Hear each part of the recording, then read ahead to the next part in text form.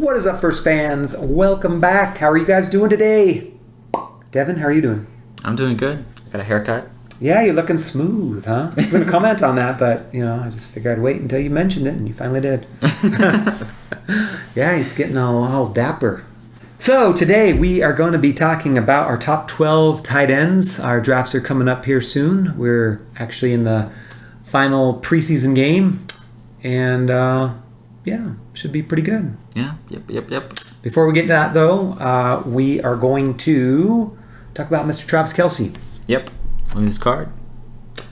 So I had told Devin that we were not going to talk about him right away, but I've changed my mind, and I'm going to talk about him. You're just so excited about him? I'm just so excited. This is Travis Kelce. Do you guys know who this is? Of course you do. He is the number one tight end. We have put him into a collector card for you guys to pick up free of charge. We're giving them out, including shipping and everything, all at our cost. All you have to do is subscribe to our videos, like any two videos, and comment on any two videos, and we will send this out to you on us. Well, maybe on him. Yeah. Probably on us. Anyway, they were all of these portraits behind us were hand painted, and we turned them into collector cards. So there'll be a maximum of 1,000 Mr. Travis Kelce, and we are willing to give out 1,000 cards at our cost. So if you want one, be one of the first 1,000 people to like any two videos, comment on any two videos, and subscribe to us, and we'll send one out. Mm-hmm. So with all that being said, let's get back to our tight ends video, which is why you guys are all here, I would assume. Yeah. I mean, now you're probably here for the Travis Kelce card, but yeah. Anyway, tight ends. So, Devin, who do you have for Numero Uno? Well, I thought I'd rile up the comment section by not having Travis Kelce as number one. No, I'm just kidding. I actually think this guy's going to finish number one. Darren Waller. Okay. It's definitely a possibility. Yeah. And why do you think that? Well, last year they moved him into the deep threat position, and he did extremely well. Yeah, he was targeted all over the place. He is the only target on that team, pretty much. Yeah. Yeah. I mean, they've got some unproven guys. A couple rookies from last year are going to be starting. They didn't do much last year. So I like that call. I think that's a good call. Yeah. I don't know if it's going to happen, only because my number one tight end in Travis Kelce still exists. And they didn't really do anything either. Yeah, in fact, they lost Sammy Watkins. Mm-hmm. They've got Tyreek Hill, who's obviously a wide receiver target, and then they've got Travis Kelce. And then they've got some other scrubs that may show potential. Mm-hmm. But I think Kelce and Hill will be targeted a badillion. Badillion? Is that even a word? A badillion times.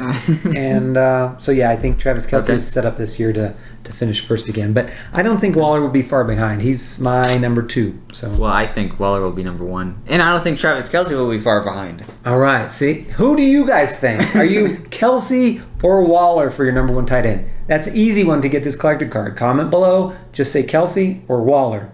Very easy. Okay. So we'll move on to number three. Number three. And here we are twinsies. We both have George Kittle. George Kittle. I mean, there's not much to say. He's got the talent. Definitely has the potential. If he's healthy all year, I could actually make the argument that he might finish first. He's got that potential. Although they're getting very crowded with players now. I mean, they weren't as crowded with players before. And now they've got a lot of competition. So I don't know if he's going to be quite as good. I've got him a distant 3, to be honest. Really? Yeah. I mean, he's higher. He's like in a tier by himself, tier 2. I've got Waller and Kelce in tier 1. I've got George Kittle in tier 2. And then I start tier 3. Okay. A lot of people have those 3 in the top tier. I don't. I just think there's too much competition. Mm-hmm. And then we don't know about quarterback. I think the main problem with Kittle is injury. Yeah, but we don't know about quarterback. Did I mention that? Well, I think it's fine, yeah. I mean, if Garoppolo plays, then George Kittle is going to be targeted out the wazoo. Fine. Trey Lance is a problem. Yeah, we don't know if he's going to be targeted as much. But with Kyle Shanahan's offense, I can see him being targeted still, like, quite a bit. Yeah, but they've got themselves a fresh new running back, 2 wide receivers now in Deebo Samuel and Brandon Ayuk. So there's too much going on, I think, for him to finish as that big guy. Okay. It usually takes to be a tight end like that, it usually makes you can only have really one other wide receiver, one other option, and then that tight end is that major second option or even the first option. Okay. And that's not Kittle was set up like that for a while in years past. He's not set up like that now. Okay. So I think he's got a good game, but it's not going to be what you think it is. Okay. In my opinion. So you guys take that for what it's worth. We'll move to number 4. Number 4. Yep. I have Hockenson. Okay. I do like that. He should be targeted a lot. Yes. He's, just like in Walsh's position, he's the only guy on the team. There you go. If you want to see another tight end ascend, I just gave you the facts to find one. That is Hockenson. He could be the number 1 option on that team and really ascend. So somebody could be getting a good value, and depending on where you have to draft him, I do like that call. I'm not too far behind. I have him at 6th. Mm-hmm. But yeah, I've got Mark Andrews. Okay. I still think he's probably just a step barely above. Barely. Above Hockenson? Above Hawkinson. Okay. Because he's kind of in that same situation right now. They brought in some wide receivers, but they've been hurt. And so right now he's basically the only really healthy person that Lamar can throw to. I've somewhat given up on Mark Andrews. Well, he finished number 4 last year with 10 points a game. It's not like... I know, but you look at Lamar Jackson, declined a little bit last year. I think he's going to incline this year. Mm-hmm. And I think a lot of that is going to go to Marquise Brown.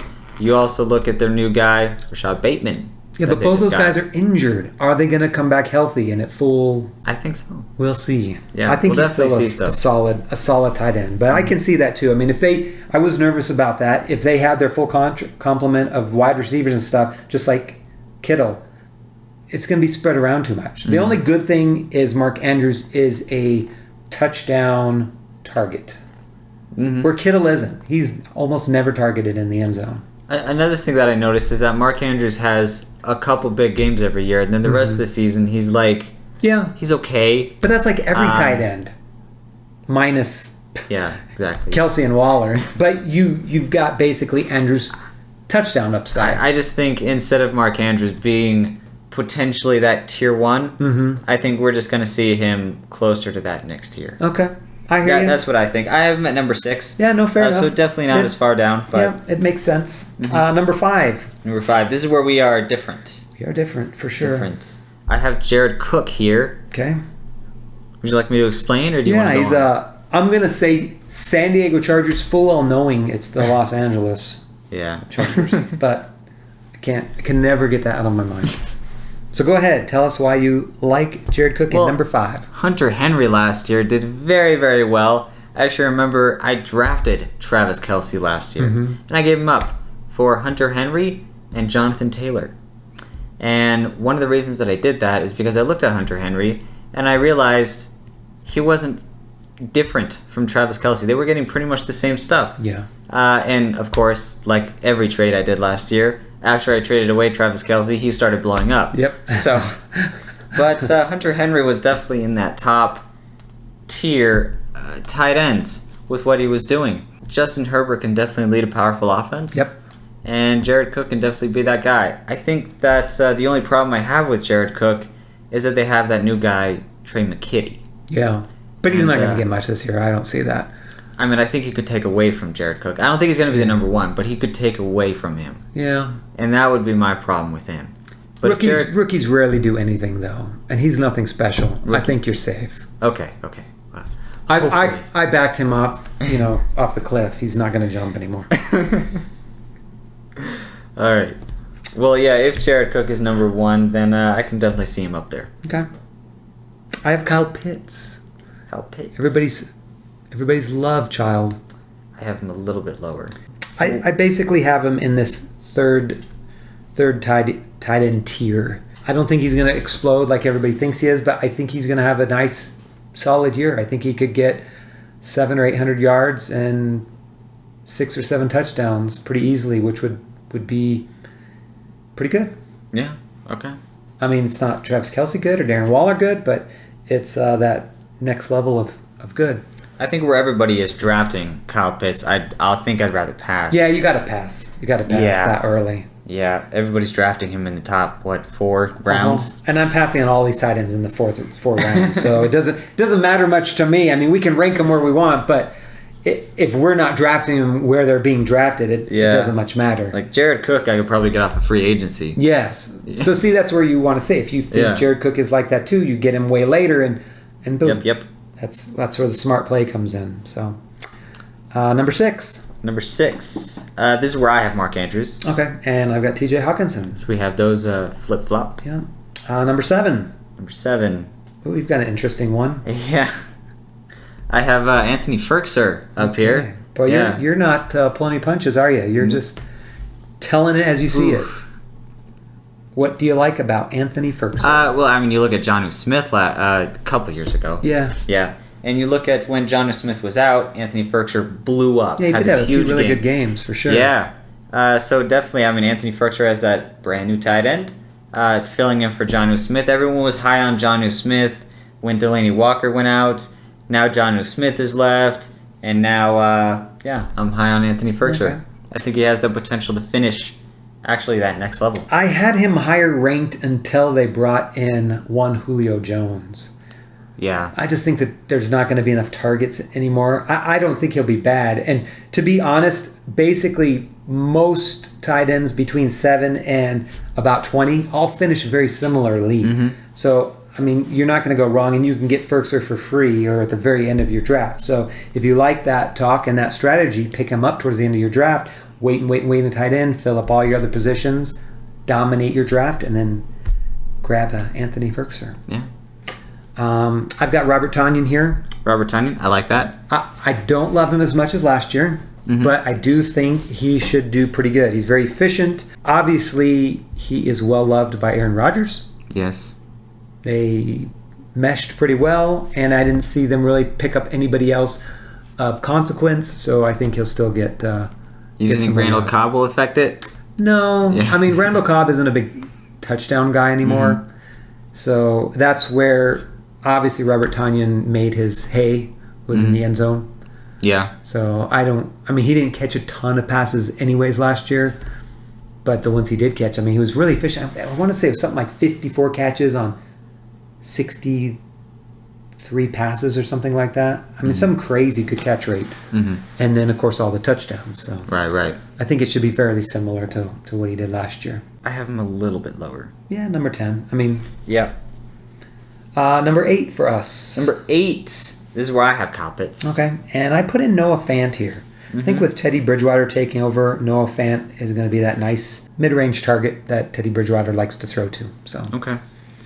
I saw Noah Fant when the running backs were injured last year and when Sutton was injured last year.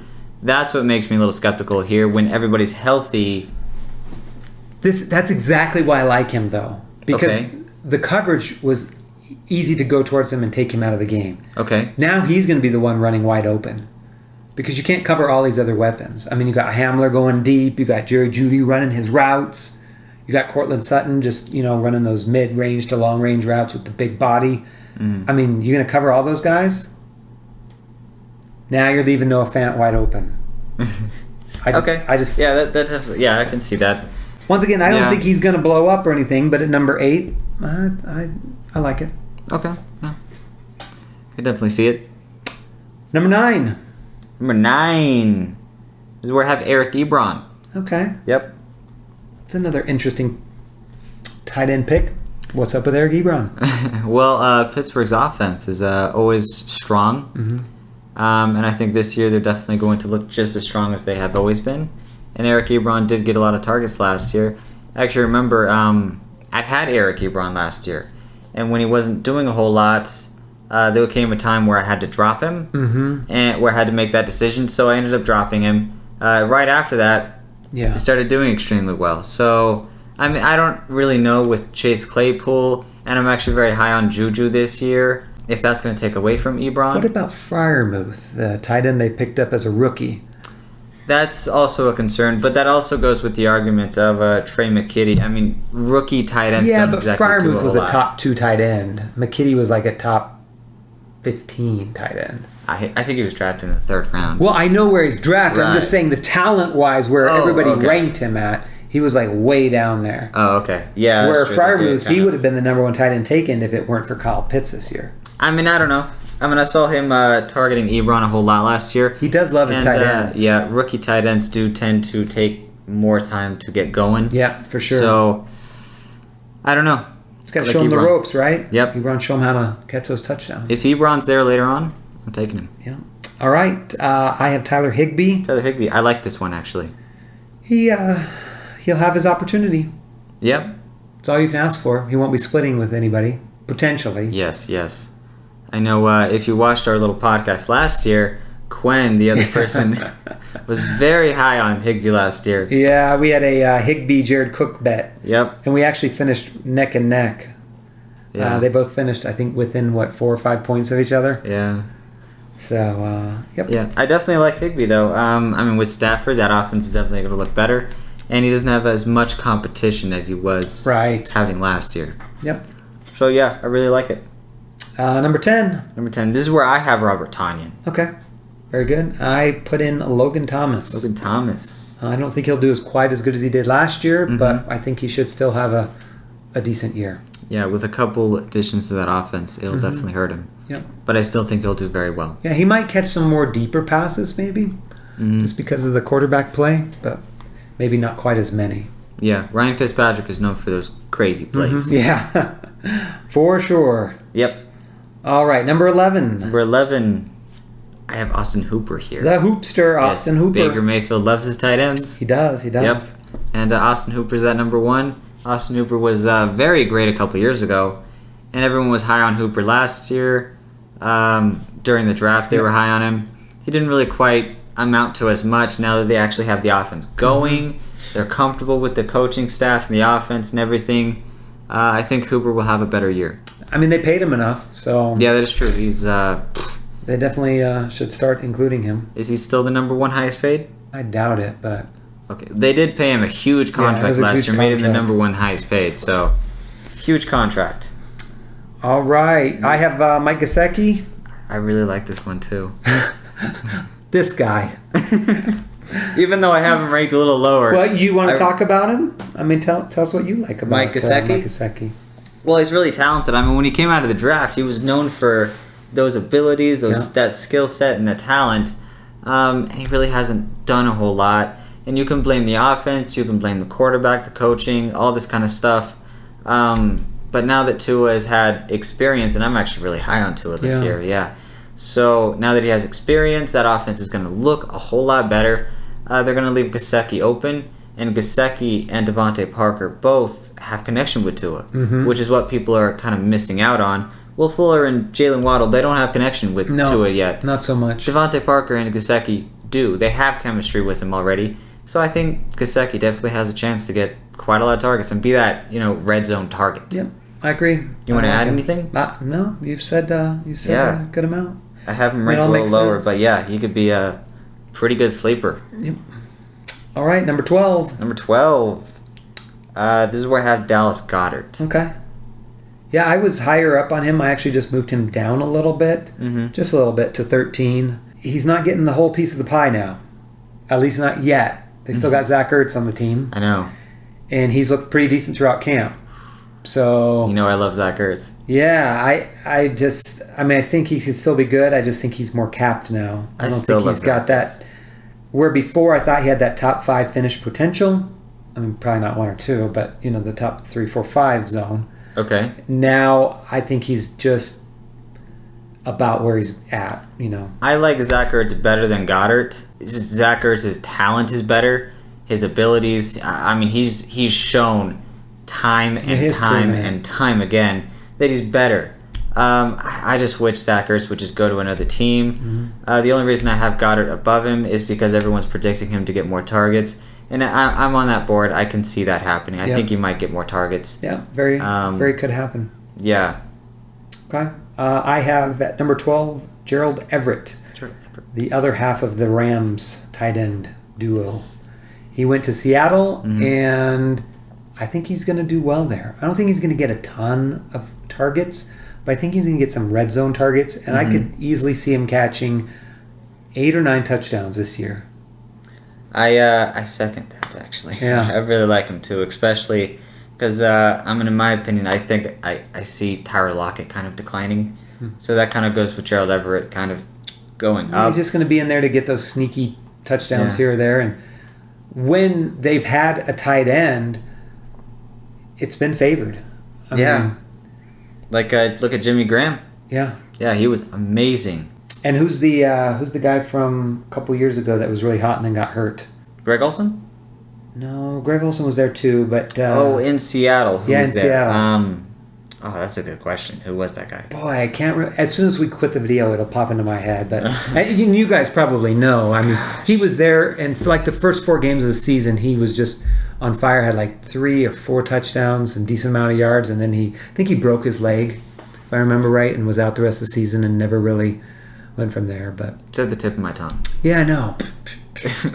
All right. Well, you guys look it up, figure out who it is, and comment down below who it is. Yes. That'll go towards getting this Travis Kelce Collector Card. Yes. Just put that comment down below, comment on another video, like both the videos, and subscribe to us, and you'll get a free Travis Kelce Collector Card free of charge.